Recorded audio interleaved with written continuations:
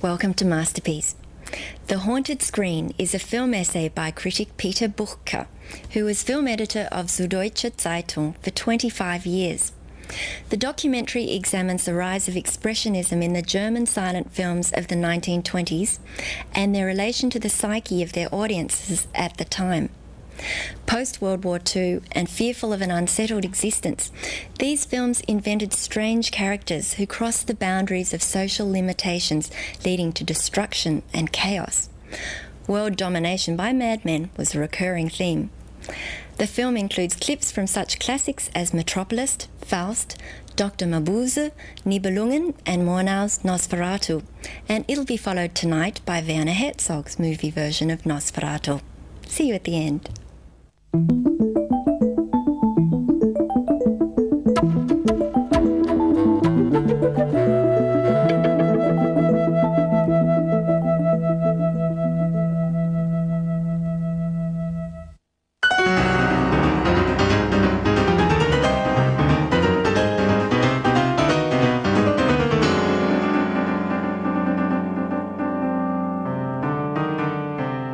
The gates of darkness are thrown open and the shadow spirits race across the globe.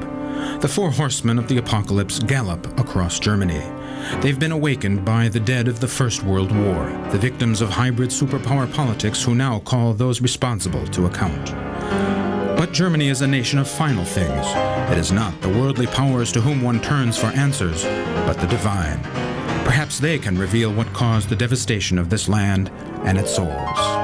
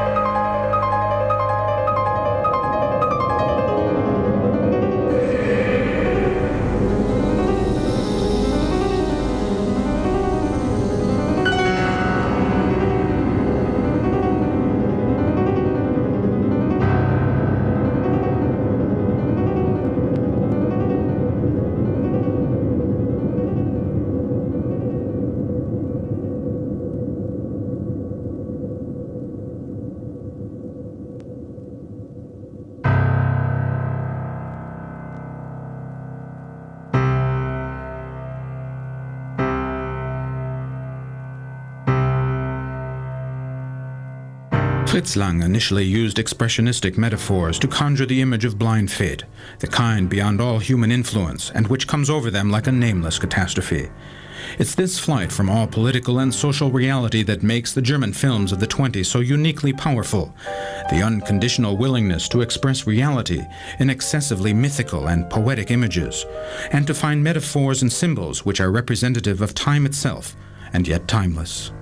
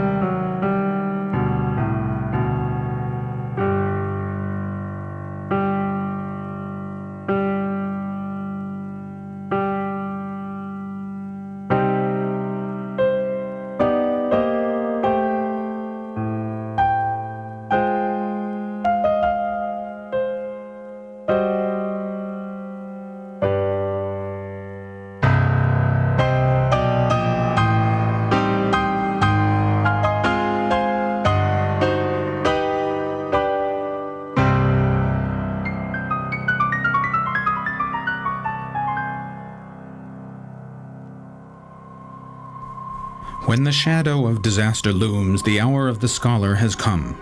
In Paul Wegener's Golem film, it is the medieval Rabbi Loew who sees the downfall of his Prague congregation in the constellation of the stars.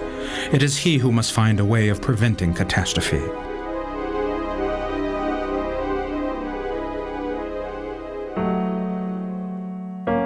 modern man, having just put the horror of World War behind him, hopes to escape in the future unscathed by turning his back on all time, to the point of abstinence.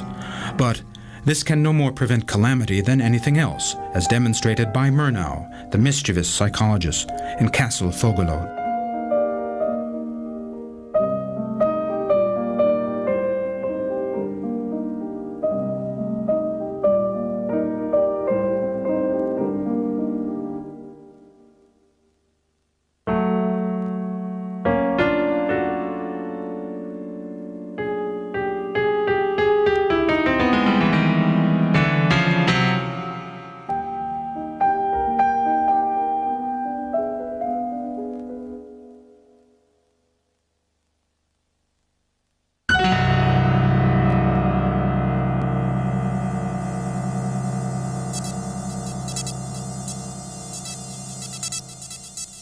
Doesn't seem to work without the help of metaphors. And so, in a virtual explosion of creativity, German film invented the most strange and peculiar figures, who would use supernatural abilities and methods to help basic human nature find its way through the turmoil of time. Somnambulists and crazed psychiatrists, artificial humans and quack healers, fairy tale figures and invincible heroes, and even the devil.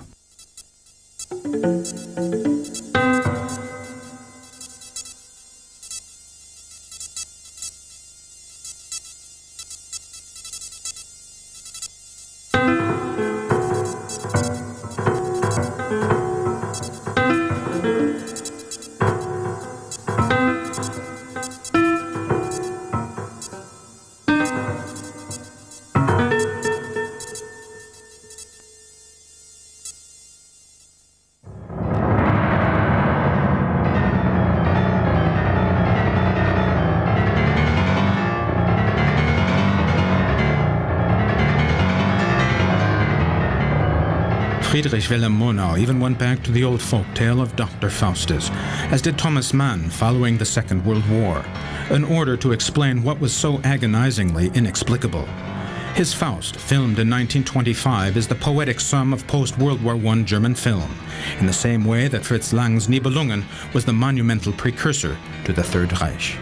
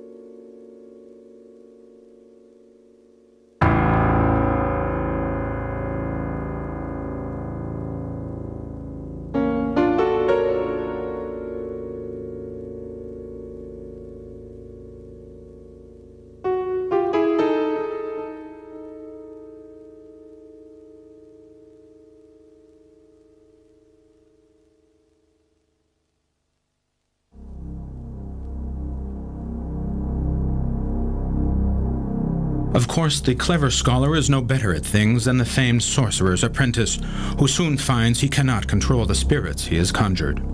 Even more so, since the idea of an artificial human, a romantic notion which pictured a perfected being more powerful and graceful than a natural human could ever be, was irreparably broken following the material battles of the First World War. Even Rabbi Lowe's golem, which was meant to protect the congregation from evil, and actually succeeds at first, ends up turning into the evil force itself. This is already evident in the first steps taken by the clump of earth.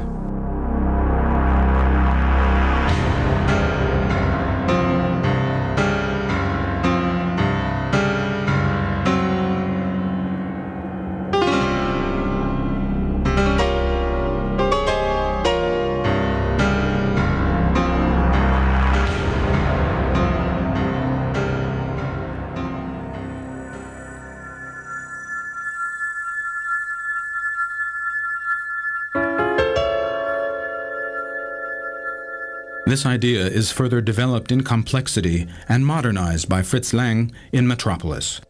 The false Maria created by the brilliant inventor Rotwang as a substitute for his lost love is used by the ruler of Metropolis, Johann Fredersen, as a seductive double for the real Maria. While Rotwang still passionately believes he has achieved his ideals, the more power-oriented Fredersen is already figuring out how to manipulate the masses so as to prevent the realization of just the same ideals.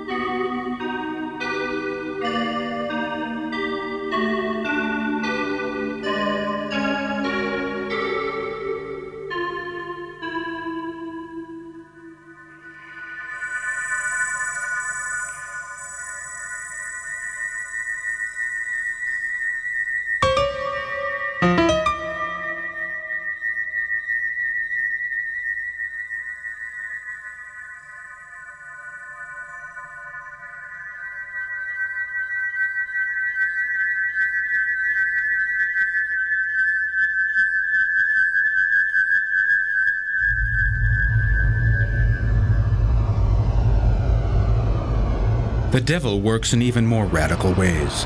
In the same way the Nazis would publicly burn entire libraries of learning and study just a few years later, Mephisto burns books so that they can no longer spread their supposed subversive influence. In return, he gives back the aging Faust his youth, which in this case means the unscrupulous hunger for life, which the peaceful scholar had long since put behind him.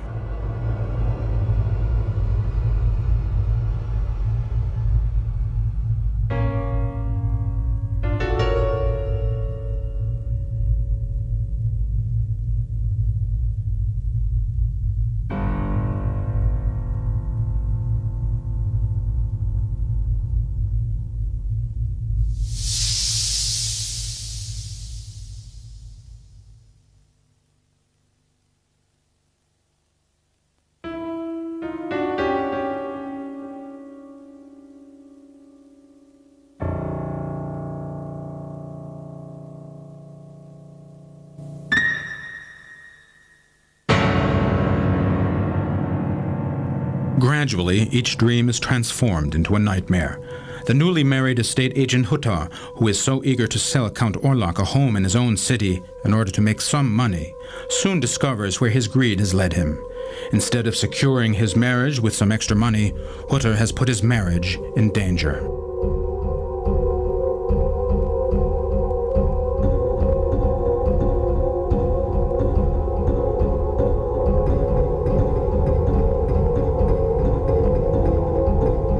He finds out in the most literal way possible the meaning of having a skeleton in the closet as applied to dubious transactions, by having a vampire, an undead being, in the basement as Nosferatu.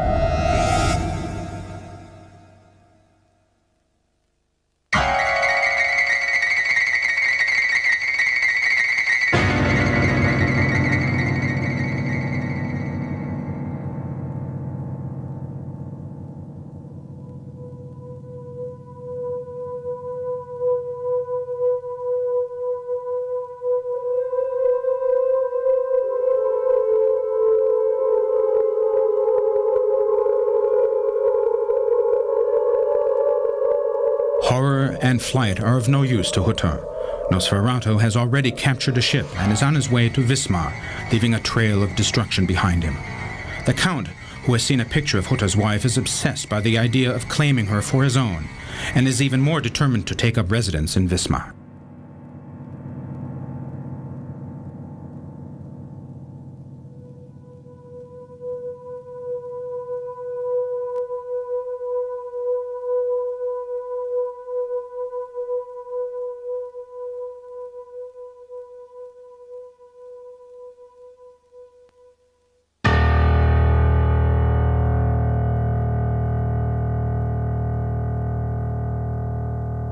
At some point, each finds himself in the trap set by the other. The only course of action is to carry out the contract signed in blood or sealed with a handshake.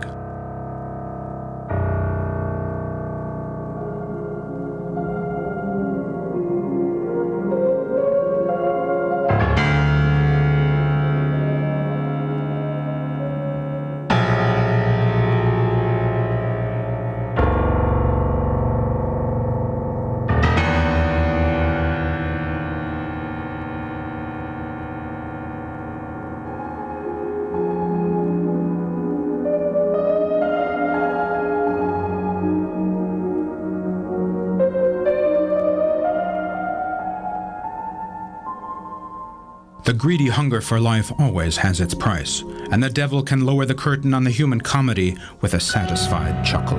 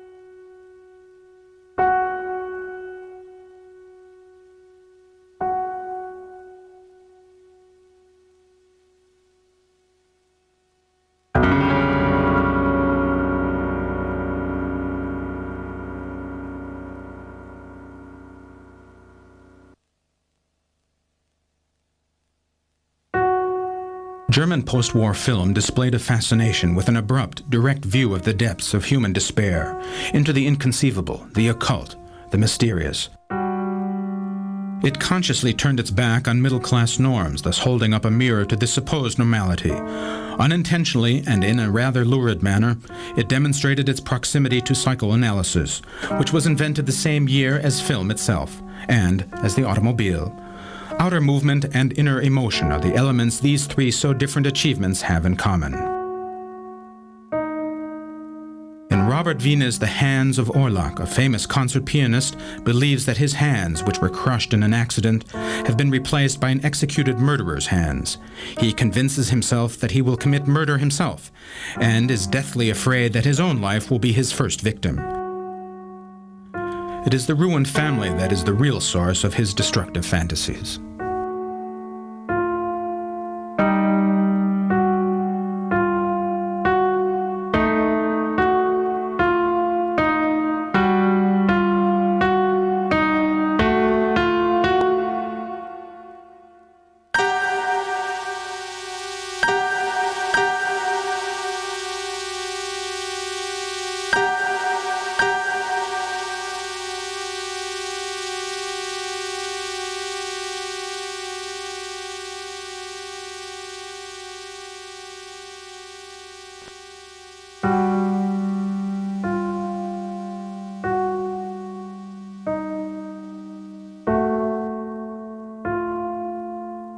G.W. Pabst uses a bolder, simpler style in Soul Secrets, which is described as a psychoanalytical film. A childless man suddenly finds he is unable to look at knives without having the uncontrollable impulse of turning them on his wife.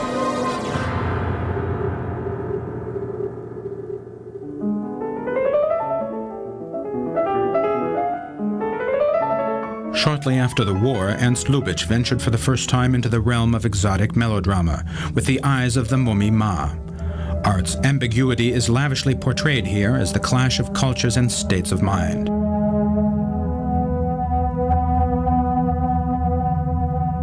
Egyptian temple dancer Ma, who has married a painter named Wendlan, is shocked when she discovers that temple priest Radu has followed her to Germany. She is considered a traitor and must be brought home.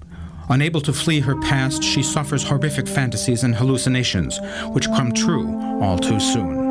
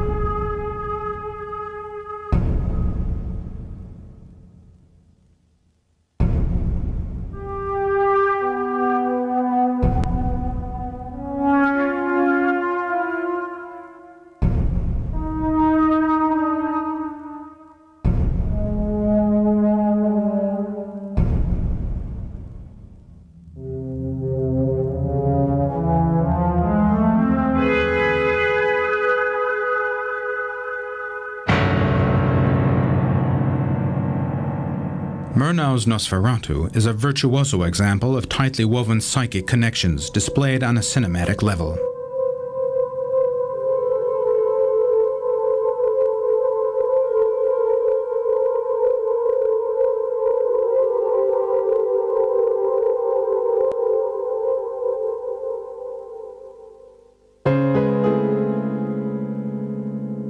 Back home in Wismar, Ellen sleepwalks her way to the knowledge that her husband Hunter is in danger in faraway Transylvania.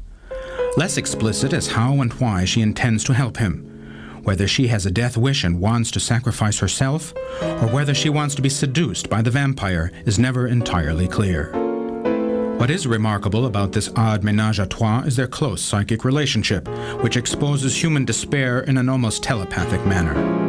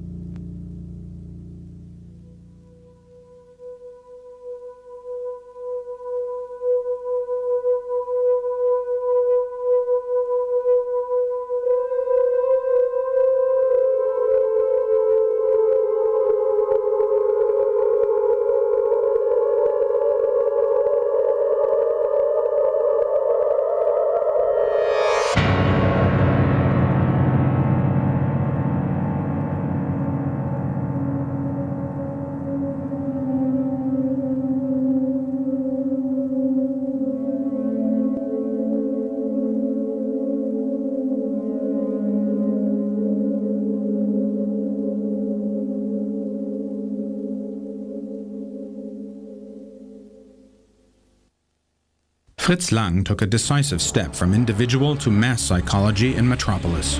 Although Lang himself said he was not very politically aware at the time, this is clearly a political act. Johann Fredesen first tests the false Maria's seductive powers in his son's club before turning her on the workers to incite revolution.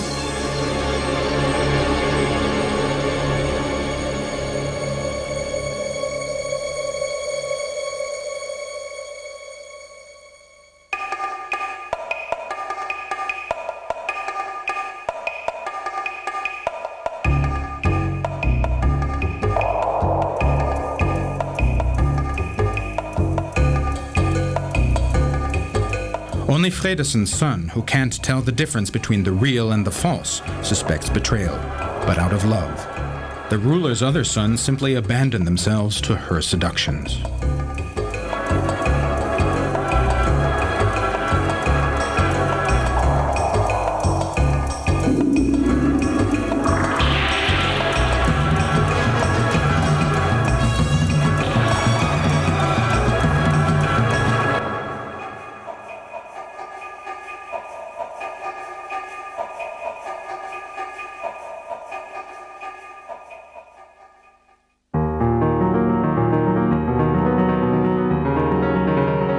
Dr. Mabuse is the perfection of the man who manipulates and seduces the masses.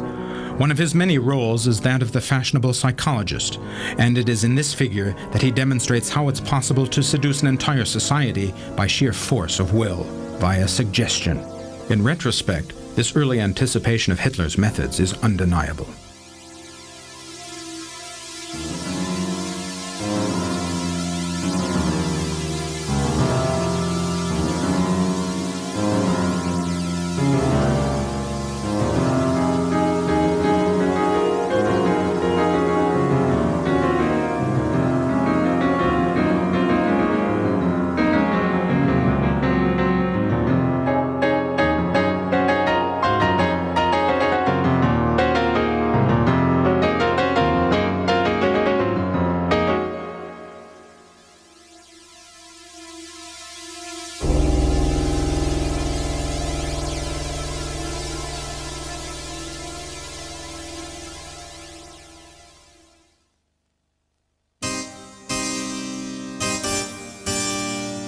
Louis XV is another figure who attempts to create a reality which is virtually impossible in this realm.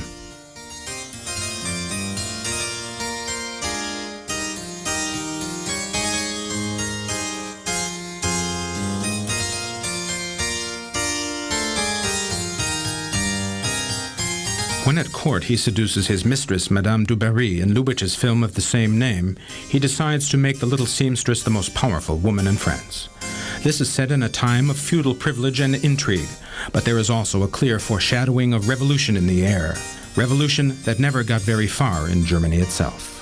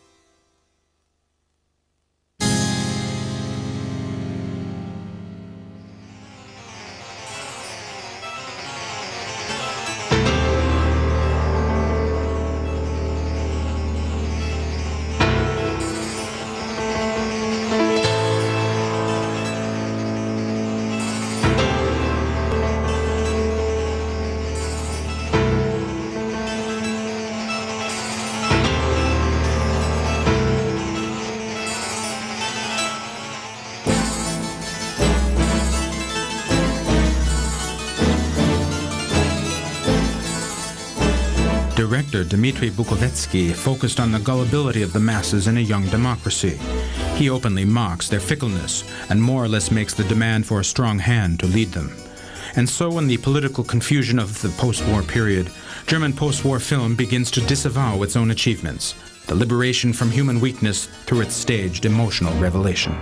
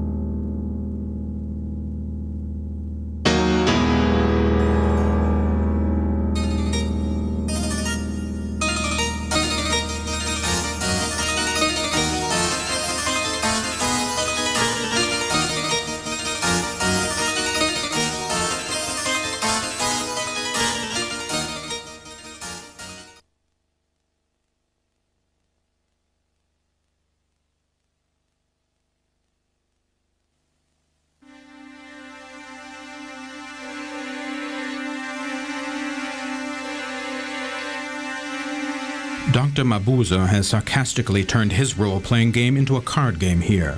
He uses his various roles to enter various social classes and brings chaos into society as a whole. That he has chosen to dress as a business tycoon has only one goal, as does all his role-playing, the undermining of the status quo. Nosferatu, Caligari, and Mabuse are all cut from the same cloth in that they have only contempt for the individual, degrading everyone to a submissive tool of their plans.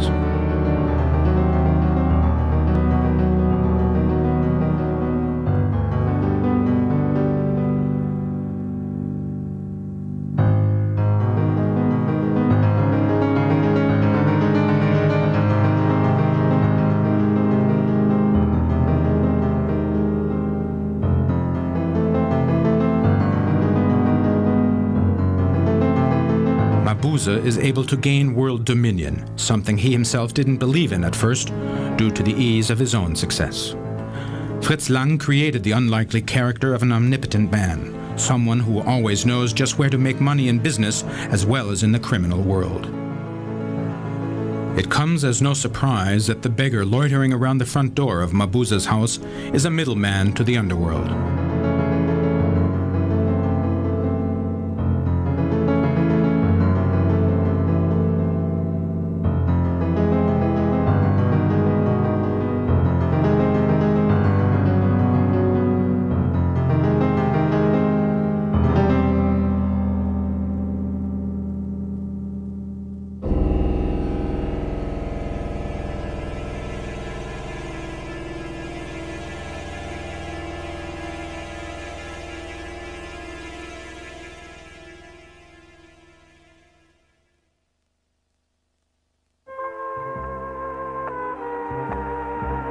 In Friedrich Wilhelm Murnau's film A Way to the Night, optometrist Egil Börne celebrates his fiancée's birthday with her in a variety theater.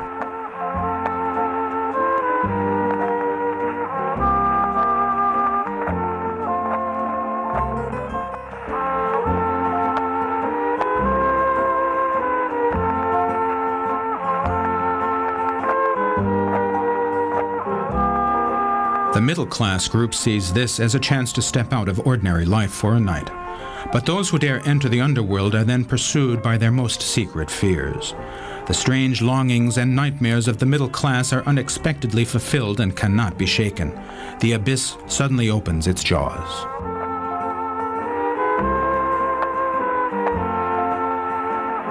In this case, the reason Egil decides to remain in a world completely new to him is the dancer Lily. Lily pretends to have an accident. At first, the optometrist remains reserved, partially because this isn't his specialty. But he's already smitten. He'll dissolve his engagement, even though he's not yet aware of this. For her part, Lily is already fully aware that this is her chance to sneak into the middle class.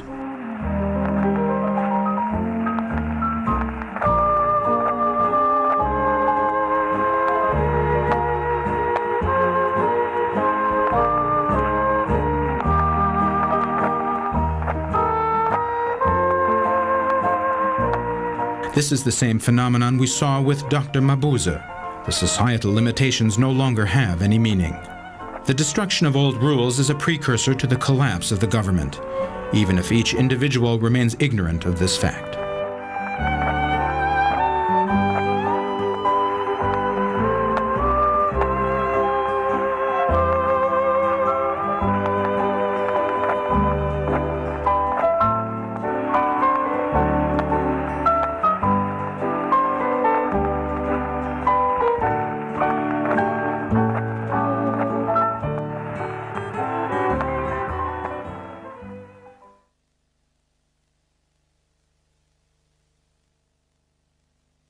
In his 1925 film Variety, E.A. Dupont took the Shadow World complex and turned it into a drama of jealousy, the story of a love triangle. But this is only on the surface. He also used the typical tool of disguise, the mask.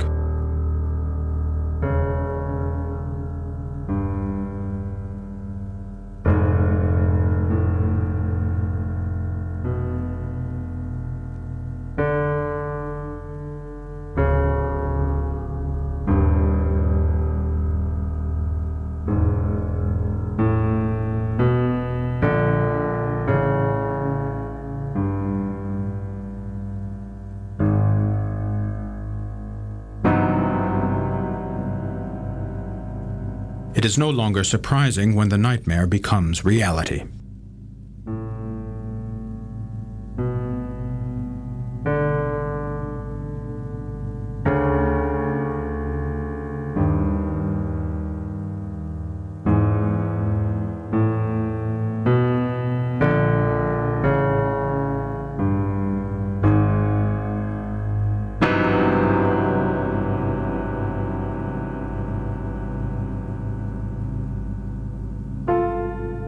It isn't coincidental that the epaulettes are adorned with the symbol of death. These are people who know perfectly well what they're doing. They are toying with death and are always aware of its presence. Everyone is out for thrills of one kind or another. It all depends on what risks each is willing to take. Some are actors in this game while others remain spectators. The result is a society which is gradually undermined, which lacks a solid foundation. There is no longer any sure footing in any area of life. With Dr. Mabuse, Fritz Lang demonstrates that life is just a game without rules.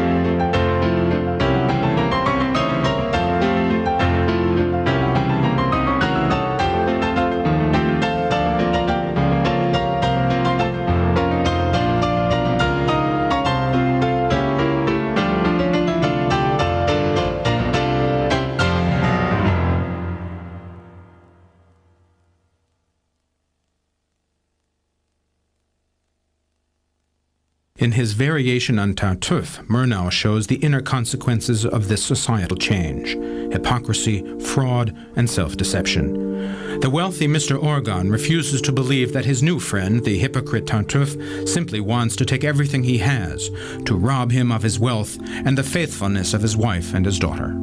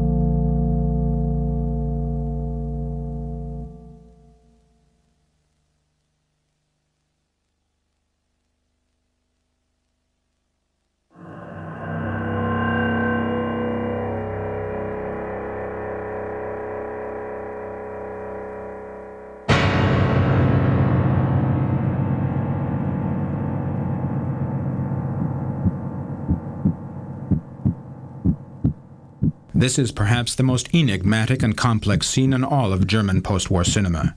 It deals with the intimate relationship between desire and rejection, and the lack of resolution between the two. It isn't clear whether Ellen Hutter is fearfully awaiting Nosferatu's arrival, or whether she is pressing herself on him as a willing victim.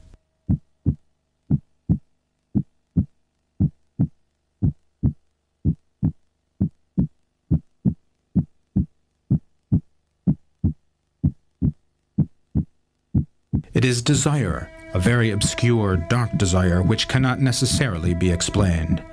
Even though she makes a show of sending her husband to the doctor, she does it just at the moment the vampire enters the house.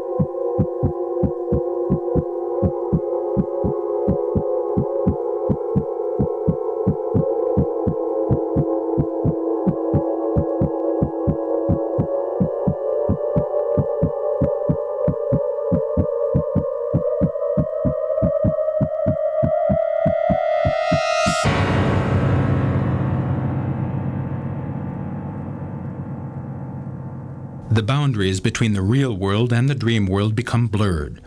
Many films contain a deep fear of eros, and an even deeper fear of leading an unsettled way of life, of the restless and the dissolute. Many people see all too clearly that a similar fate awaits them because the era of societal order has passed.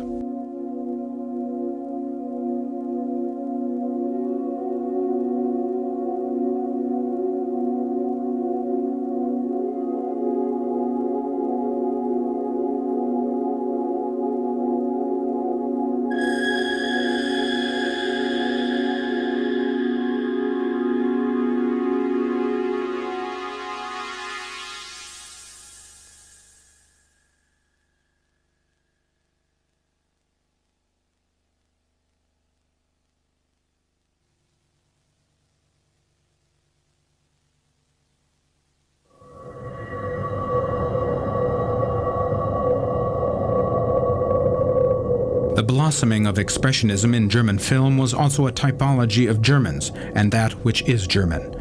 A constant vacillation between extremes, a certain inability to enjoy life, a doggedness in the pursuit of ideas and goals, as well as an unmistakably tragic attitude toward existence in general, and the societal status quo in particular.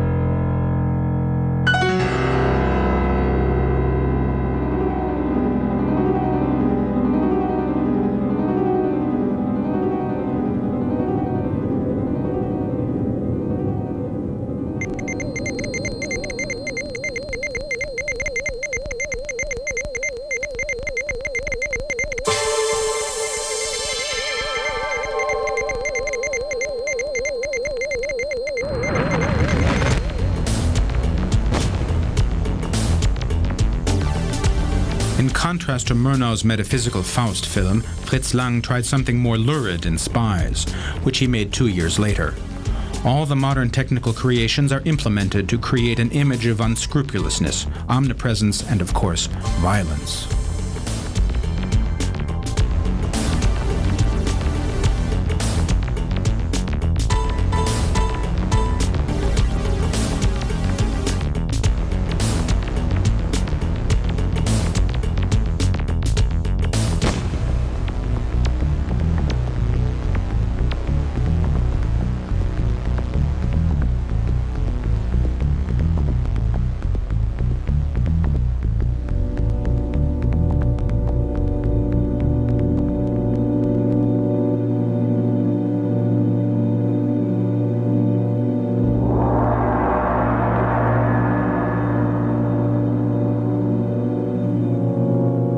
Like Mabuse, Hagi in Spies has the same greedy desire for omnipotence.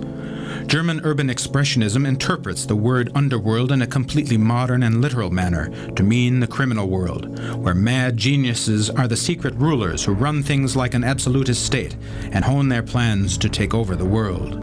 And this reveals one of the deepest paradoxes. He who desires to be known to all must remain in the underworld. He can only live out his limitless egotism by remaining unknown.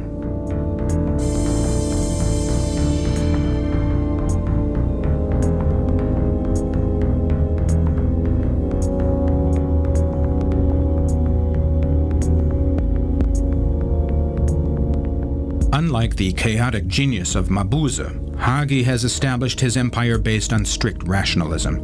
He's interested in only one thing: power. Power without content, with no ulterior motives. Hagi is more of a technocrat, a crippled banker who works from his desk and uses all modern methods of communication. There is only one goal, and that is to have more, the desire to have it all.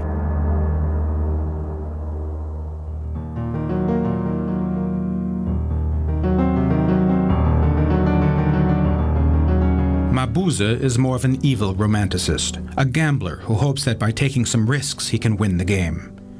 He doesn't deal with middlemen, preferring to use his own psychic abilities to the point of hypnotizing his opponents.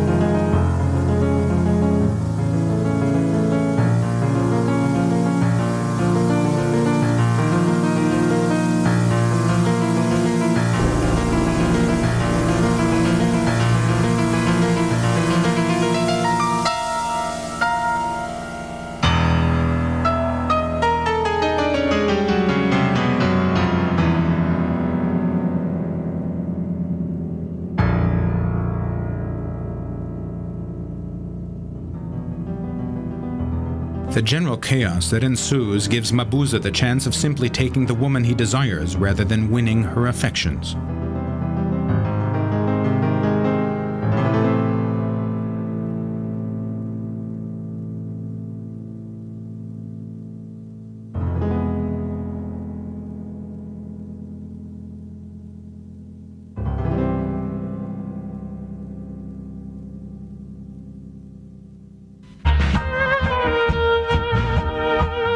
In contrast to Lang, Murnau always concentrated on the fate of individuals.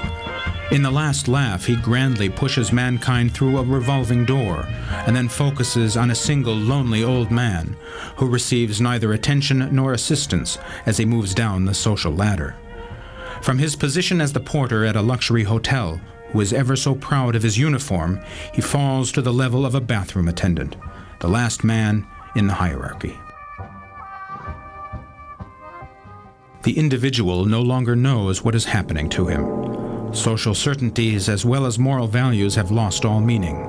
Murnau's Phantom is another story set between hallucination and reality. The world is suddenly out of balance, or rather, it is out of alignment. Lawrence, the minor municipal clerk who dreams of being a poet, finds the roofs of his small town falling on his head.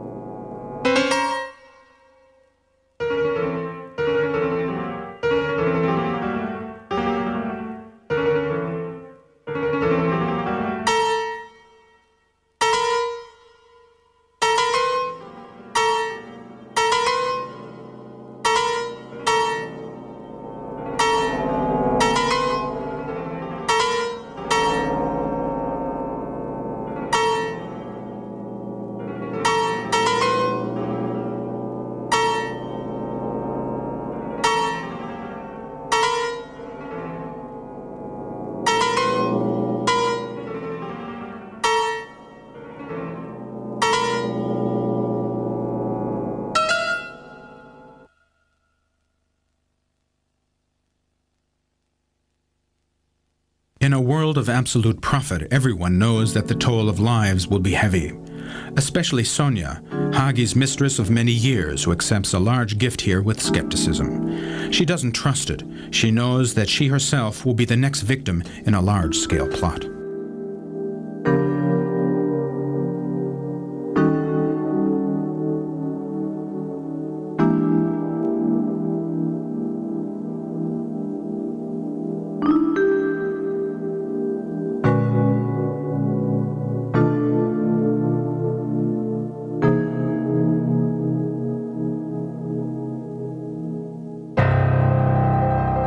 What is manifested in the fantasies of omnipotence shown in Expressionist films are deep and very real fears. On one hand, there is the hope for the infamous strong man who will lead his subjects toward a new future.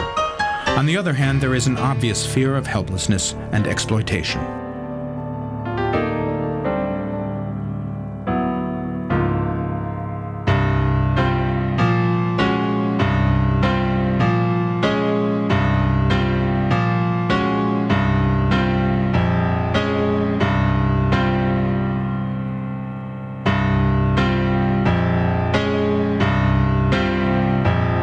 Lang loved the monstrosity celebrated by his leading characters.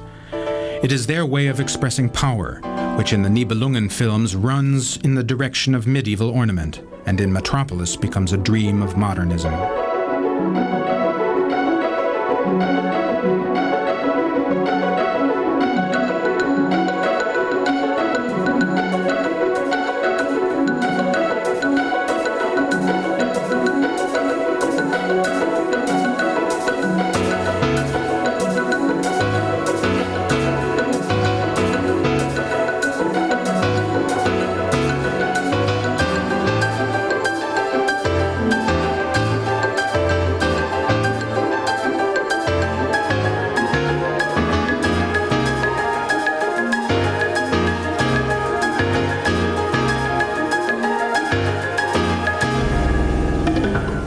Since the kings of the underworld know that they will never be able to achieve legal status, they go mad, and it is a very German madness.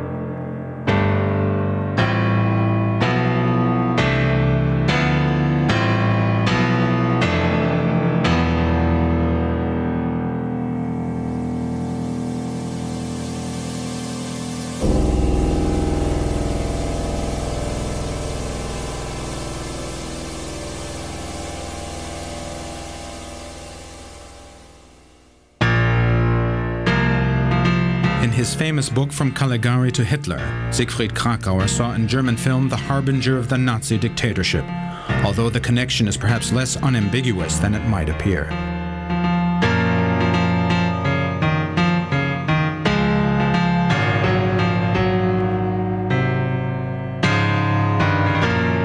But what is clear is that all these films have a very strong sense of approaching evil.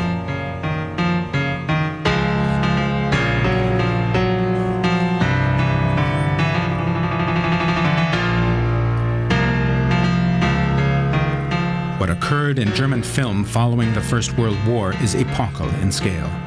It is nothing less than the breakthrough of the unconscious in the narrative form.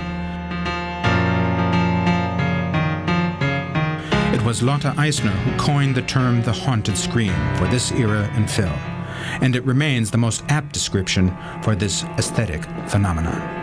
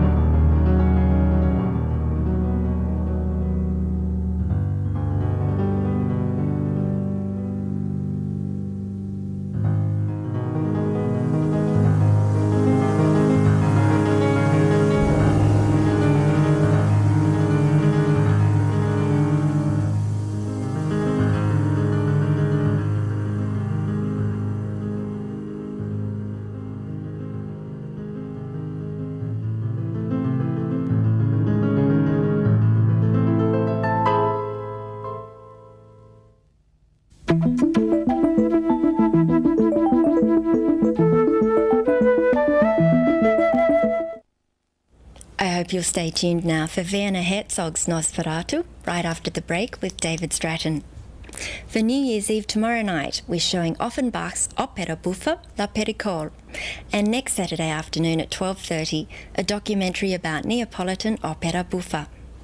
Next Sunday night, we'll be showing another film documentary. Fellini narrates a discovered self-portrait. But before that, I hope you'll join us on the evening of January 1 for the live via satellite annual New Year's Day concert with the Vienna Philharmonic at 9:15. Thanks again for your company. Good night.